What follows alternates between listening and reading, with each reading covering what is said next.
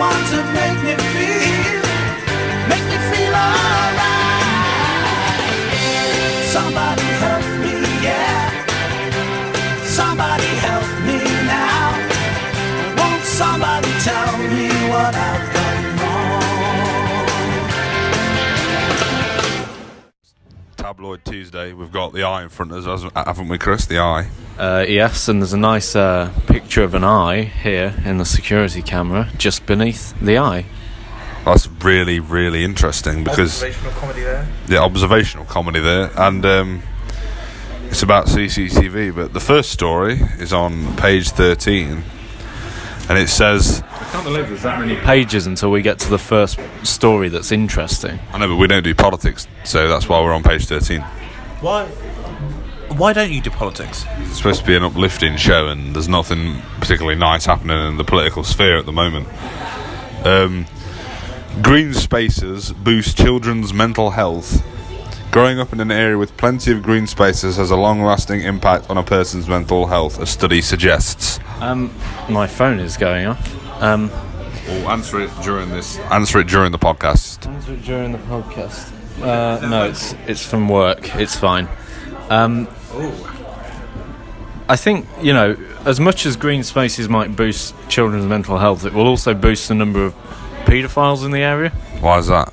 Well, because there's more green spaces, there's more trees and plants and places for them to hide in, so that they can engage in sort of voyeuristic acts on unsuspecting minors. Right, so you're saying that the children that may enjoy these green areas aren't actually going to be able to go out and play in them because there's a paedophile around every corner. It could increase the number of paedophiles. I think this is the Could this also increase the number of costumes that look like trees with a hole cut out, and so a kid looks stay with me, a kid looks through a hole looking to see the inside of a tree and then gets rudely peckered by a blue tit or another animal. a woodpecker, if you will. I mean, this is obviously one of the dangers of having more green spaces. I mean, in the end, if you're confronted by a woodpecker or something, that's surely not going to be a boost to children's mental health. It's going to make them worse. Why? Well, it's going to make them scared, and they might. Why woodpeckers aren't that scary? Well, they might have PTSD. But why would a child who doesn't live in the woods in the first place have PTSD over something you find in a fucking forest? No, well, I was specifically referring to the more paedophile thing than the. They're cocking that with me. But if it's an actual woodpecker, why would you? He meant a cock. He meant a penis. Well, you looked at me in a way where you couldn't tell whether he was being serious or you were joking. Woodpecker is a double entendre, so. Right. Okay. Yeah. Right. So we'll go to page 14. There's an opinion on the Spectator that says, considering the delight with which Heidi Allen and Anna Soubry appear to have abandoned their election commitments to respect the referendum result, it's extremely remarkable that they managed to look so grumpy whilst doing so. I think this is referring to the independent group, which is the group of Blairite MPs that have split from Labour and the Conservatives. It was mentioned them looking quite frumpy. It's more about how they look than it does about the politics. I think they know that their careers are over, whatever. It's weird actually, because some of the opinion polls I was looking that feature the independent group actually put the independent group on 11% of the vote. I think that's massively overinflated. The fact is, if you're part of an independent sort of organisation like that, you pretty much have no traction whatsoever to get votes and seats. Again, away from the politics, about how they look. That's what the article mentions.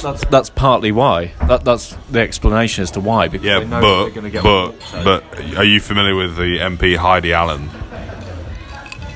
I'm not completely familiar, but well, it has only come to my attention that she is almost 100% of the time braless and looks quite good with it. So Heidi Allen. So it's actually a good thing that this independent group split off, because yeah, but why are they so grumpy then? I mean, if they're not wearing bras, they can't claim that bras are made by men and that she hates men or anything like that, or a typical feminist argument. What exactly are they miserable about aside from the politics of it? I don't know. I mean, Chukwuemeka, for example, he would probably be miserable for the sense that he could have been Labour leader once, that he now can't. So, barbaric whaling. Splendid letter on whaling from Amanda Watkins, condemning both Japan and Iceland for their repugnant whaling activities. I must raise that one other country rarely gets mentioned, the Faroe Islands, and they claim that their activities are cultural rather than commercial. I'm not sure whether it is a cultural practice. I certainly know that Killing cod in Britain is a cultural practice. Yeah, and so therefore I don't think that we should be too hard. Chris Wilkinson. We shouldn't be too hard on the people who do this sort of thing. You know, there are many things that are done in, for example, Russia to the LGBT plus community there that would also be considered barbaric. Do they harpoon gays? Well, possibly. I don't know. You just said you knew. No. Right. The term barbaric. Oh, right. Okay. To describe the actions that are taken by the Russian. But what it misses out here is that Japan does it on an almost industrial scale, but I doubt the Faroe Islands have that capacity in which to actually endanger the species. Yeah. My phone is ringing yet again. Who's ringing you, Chris?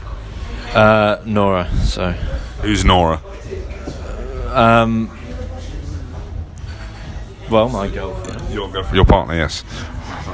So, next story is the heady days of imperial. So this is about the European Union changing Britain from the imperial system to the metric system, something a lot of people still to this day haven't got over. I think this is another example of where the EU, even though we're going to leave in about 4 weeks and 3 days, I believe it is, the EU is still trying to control us. Do you measure your penis in inches or centimetres? Inches. Exactly. Yeah. So why should we change? So is this like a confidence boost thing? Like, obviously, if you translate it into centimetres, it's a bigger number.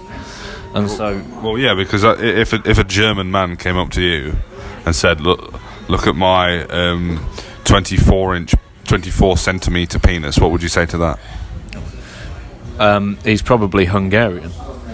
How would you work that out? Because Hungarians have the biggest penises in Europe. But what if he's from Ethiopia? He might be even bigger. Oh yeah, I mean, that's possible. Could be Hungarian and half Ethiopian. Oh yeah, that's possible. I mean, it's almost irrelevant though, isn't it? But what would you say to him if he said, I'm a Hungarian Ethiopian and I go whaling? Well, like, what do you want me to say? I mean, like, there's the measurements, and then there's the act of whaling. I mean, they're a bit disparate, to say the least. I'd say, like, you know, he's welcome to do what he wants. It doesn't matter what he measures in. Like, it could be inches, it could be centimetres. But I think this is more relating to things like miles per hour versus kilometres per hour as well. Yeah. So, in other words, we're going to have cars with incorrect speedometers. Yeah, but for years they just put one speedo inside the other speedo. Yeah, but what if they did it the other way round? How would we know? How the conversion to a truly metric system would be very difficult, in the sense that we've got to change all our speed signs, we've got to change the speedometers around. People have to get used to that, and to get used to the conversion, essentially, because how many people who aren't interested in cars know that 100 kilometres an hour is 62 miles per hour? Yeah. You know, that's one of the issues. Okay. Badgers, polecats and otters stage incredible revival. So otters, polecats and badgers have recovered by themselves, making a once harmful human activities reduced in their danger.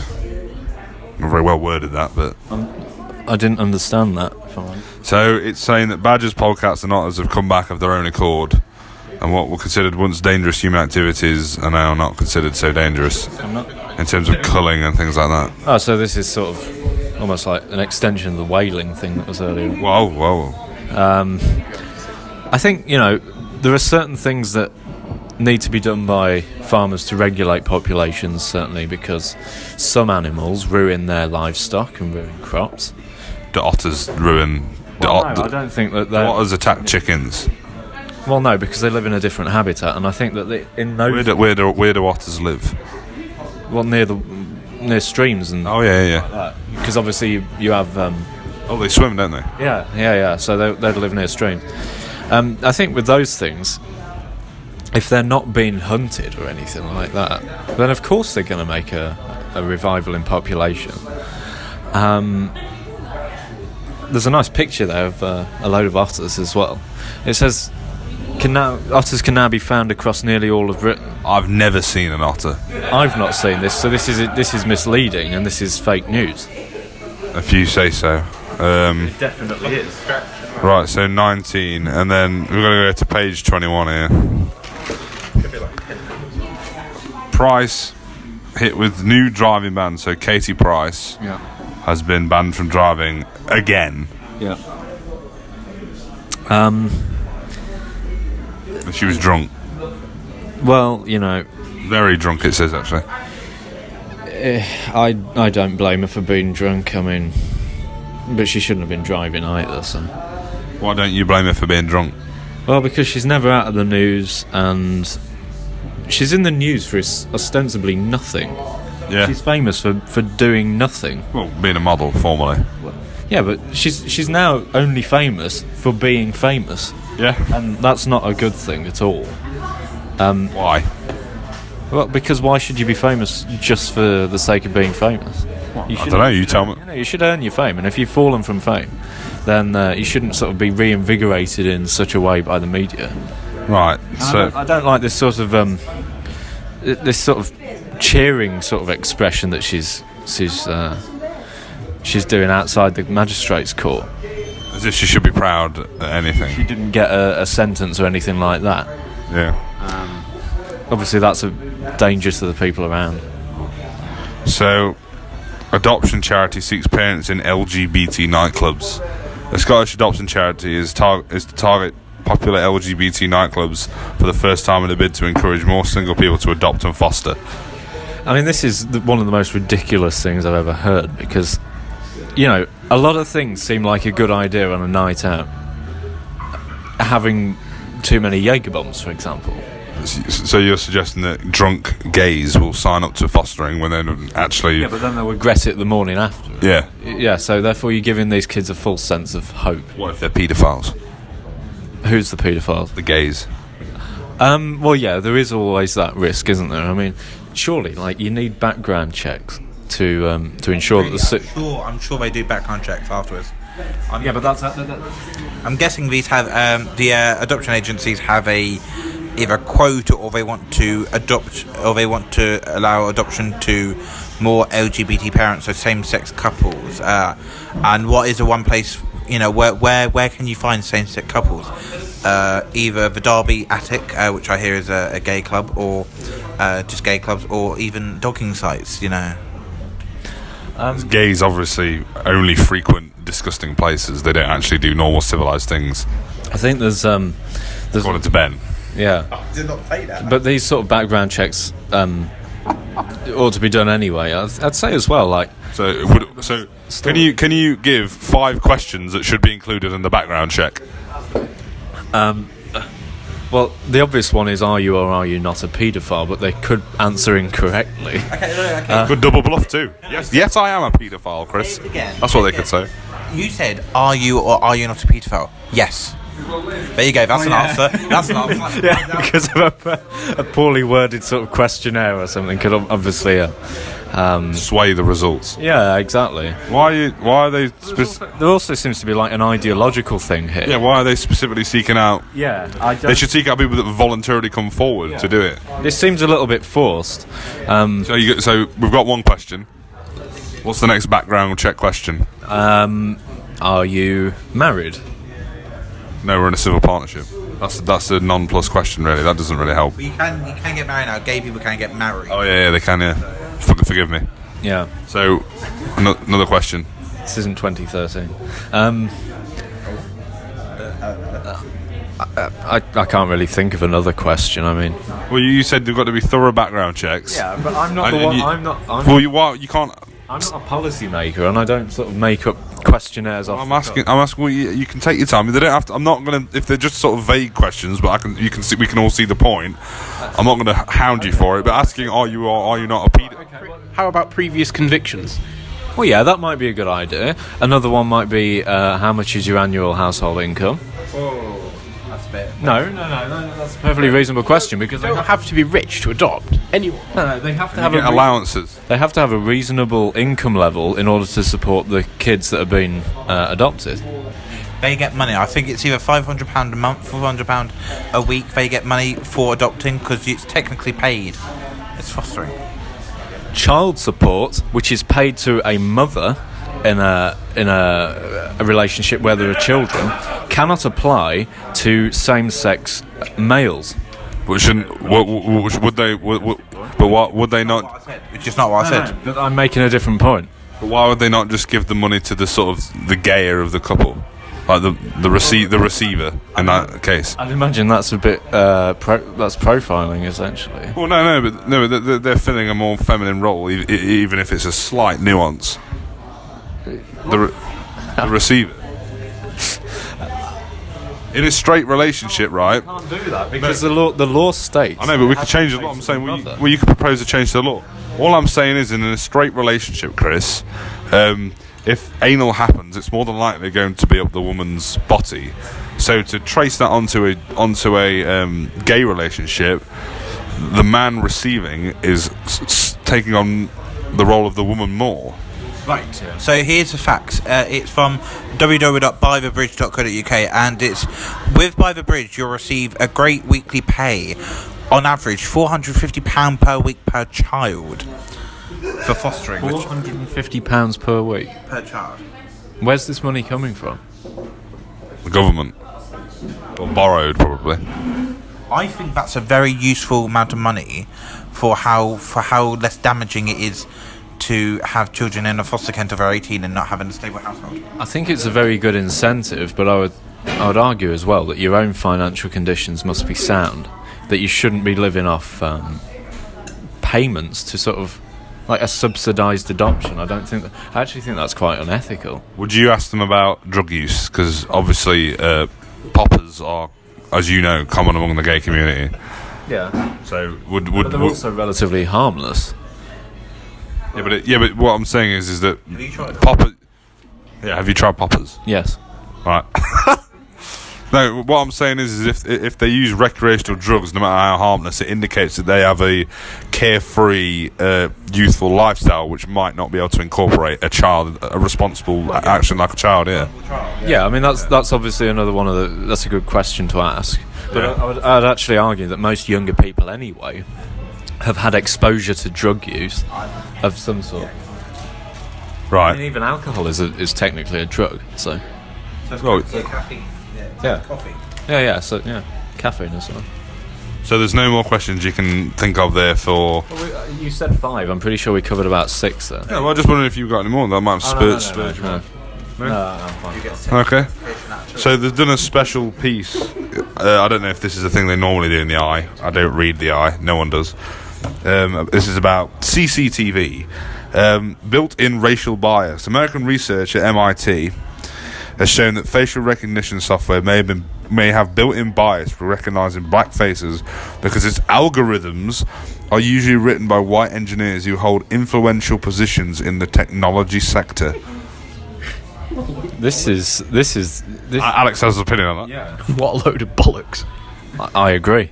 That is just conjecture there, isn't it? I mean, it is MIT though, so I'm sure they went through some very rigorous testing. It's not the Guardian opinion section. It is MIT. Yeah. In New Mexico. No. Where is it? No, the Massachusetts Institute of Technology. What am I on about?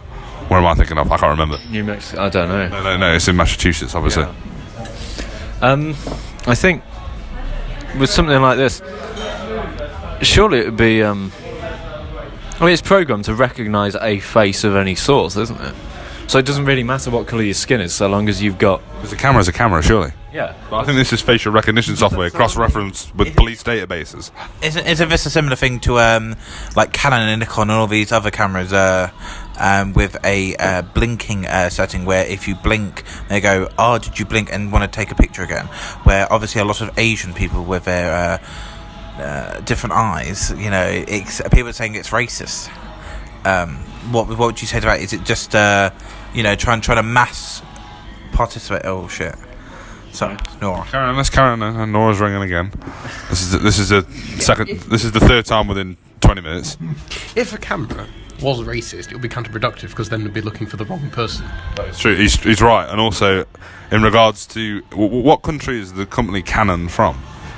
Is it Japanese? Because it is Japanese. It is Japanese because I'm just saying if Nikon doesn't have the same problem, which is a Japanese company, and Canon is from somewhere else, but I think Canon is as well.